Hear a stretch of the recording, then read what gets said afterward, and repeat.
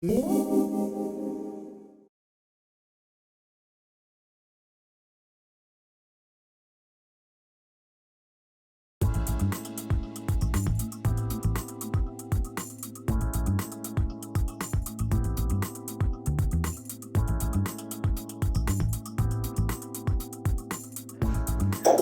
to the Friendly Enema Show. Today's show is all about how to make the coffee enema.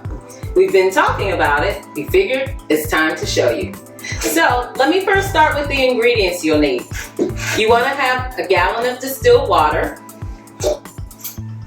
so that it's as pure and mineral-less as possible. You also want to have organic Enema detox coffee. This is one of the brands we like, but you can choose others and we'll talk about that a little bit more. You also want to make sure you have a measuring cup and a spoon, stainless steel pot, and in the end, I'll talk to you about the strainer and the funnel. Those are the basic ingredients for making the batch. So what we like to do is to make a batch and then use that batch over time until it's time. So you're not making it every day when you try to make an enema or do an enema. So I'm going to start with the measurements. First, on this nice little squeaky spot, we need, I'm going to use just a half a batch so we can keep it simple. I use half a gallon of water per 1 cup of coffee. So I'm going to use 4 of these measuring cups, already prepared the amount. Did my measurements because math is not my strong suit. Not when it comes to measurements.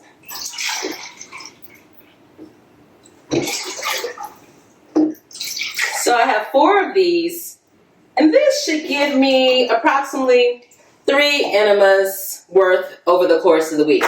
So just so that you know, as I turn this on, I like to make a concentrated batch and then dilute it along the way. So that also gives me a little leverage.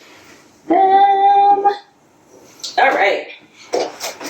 So we're going to pause while this boils and then I'll come back and show you how to add. But you want to rapid boil before you add the coffee. Okay? Be right back. So we're back. You can't see it, but you can see that steam. It is rapidly boiling. And that's what you want. You want to get it to a rapid fire boil. And then I'm going to add the 1 cup of coffee. Remember, per our half gallon of water, distilled water. And I'm just going to stir it so that it mixes in and blends well.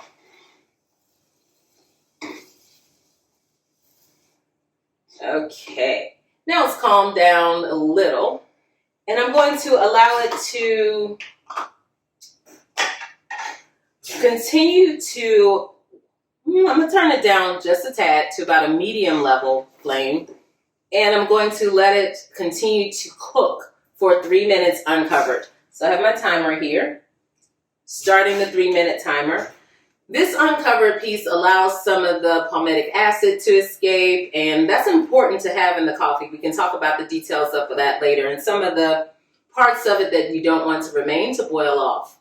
And then the next step is that we're going to cover it at a very, very low, almost off temperature, and allow it to continue to settle and to combine for 15 minutes covered.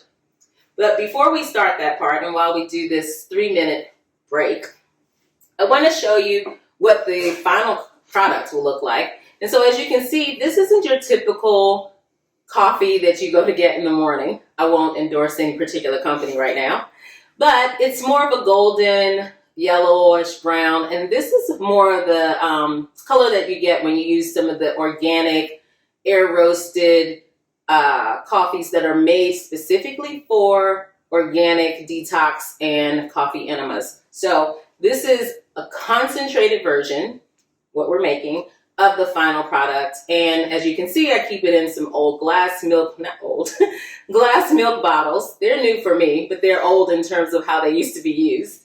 And I keep about 3 of those in the refrigerator, and I use a portion of that each time I do an actual enema session. So back to this. Right now it's still boiling. I have about 1.5 minutes, and I think it's really really important, as I shared the measurements, to keep with those. Nikki and I will tell you that there have been times when we have not honored the code, and you can, though it is not the regular experience, have more caffeine than you actually need. So we find ourselves up at 2 a.m. and we can't figure out why, and then we're like, didn't dilute, didn't pay attention to the measurements. Oh, I'm over caffeinated, and I did a coffee enema around 6 p.m. So you want to be mindful of this. And after I do all of this, of course, I told you I'm doing the concentrated version. Then I use distilled water during the actual enema session to dilute what we have here. So you want to keep it in balance, make sure that it's effective, but that it doesn't over caffeinate you. All right, we're down to about 30 seconds. I'm just going to begin to lower the heat to prepare it for the final cooking phase.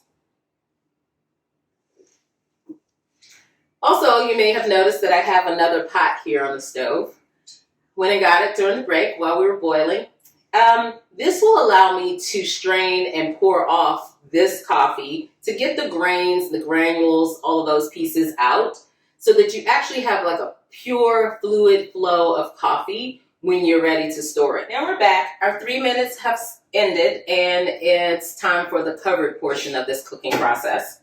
So I'm going to cover the pot. I've already turned it down to the lowest setting on the stove, and I will keep this on for 15 minutes.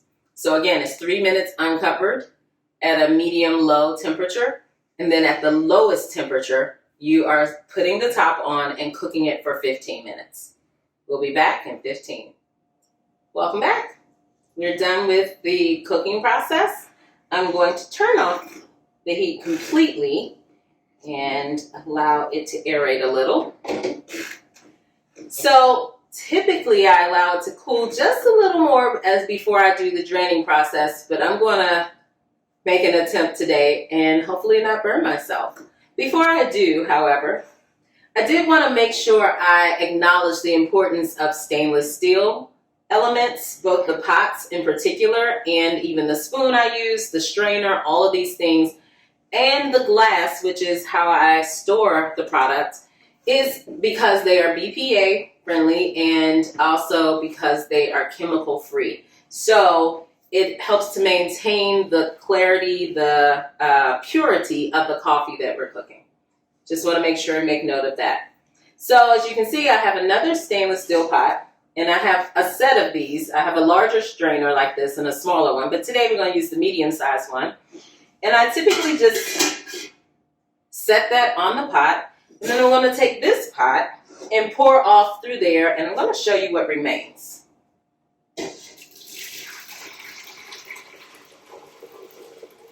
Lots of heat, lots of heat. So, as you can see, I hope you can see, that the granules are in the bottom, and I've gotten most of that out of the batch. So I will do one of two things.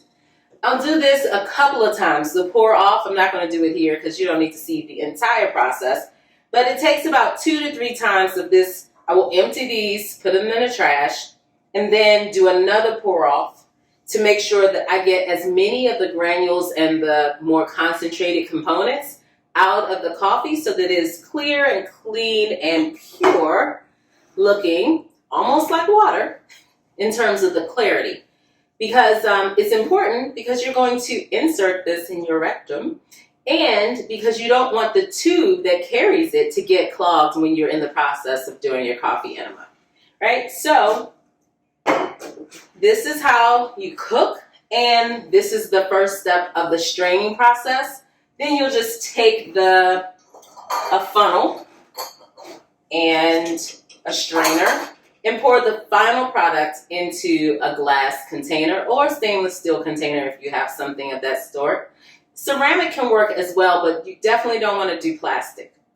So that's how you cook and the ingredients that you use for coffee enema. Thank you for joining us. Feel free to make comments and subscribe below. Look forward to seeing you on the next Friendly Enema show.